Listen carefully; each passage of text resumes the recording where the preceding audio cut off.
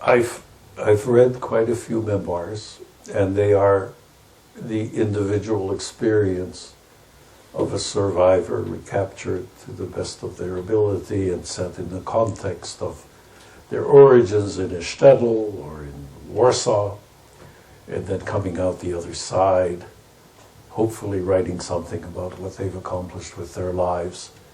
Some, sadly, tell only about the Holocaust. That is not...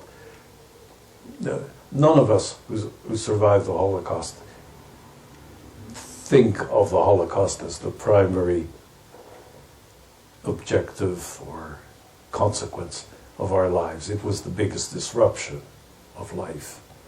If you had a life before the Holocaust and a life after, the Holocaust was a discontinuity. Life was a continuity. It just got wrecked.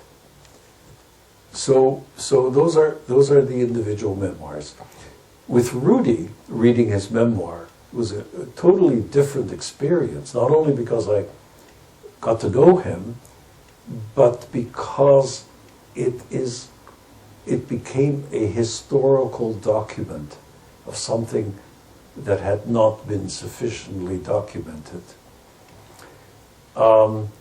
Every memoir adds something to history. They're all valuable, okay?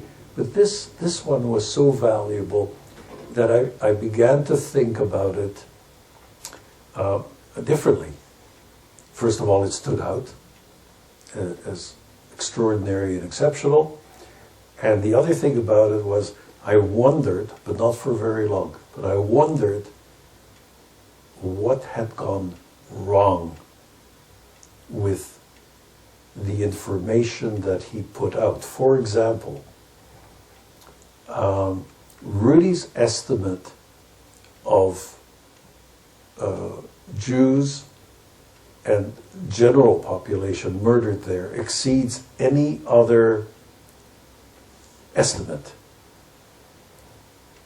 It is somewhere in the neighborhood of, I believe, about 1.8 to 2.2 million. I cannot remember the exact numbers, but somewhere in and around 2 million.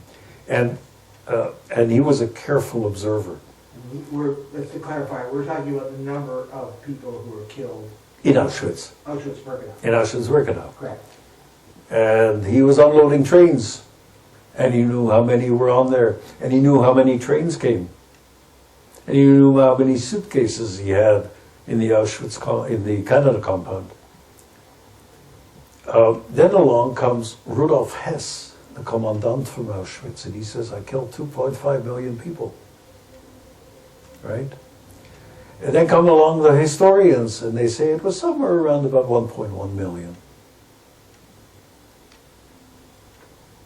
Well, I never dug into it.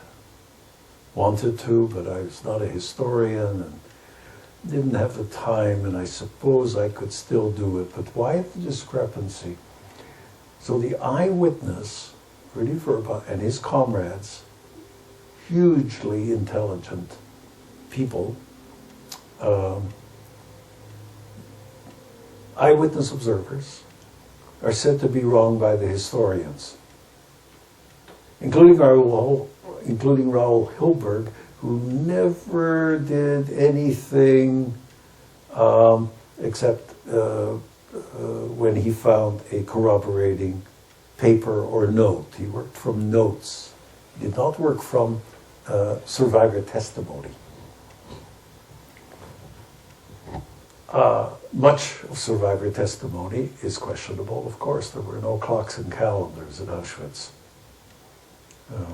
And some survivor witnesses get reamed for not knowing on what date they were beaten near to death. And German compensation is denied to those who don't remember the sequence of the camps that they were marched to on death marches. That's bad. Bad stuff. But here are some individuals, particularly Rudi, who remembers all these things, writes them down, and gets them criticized.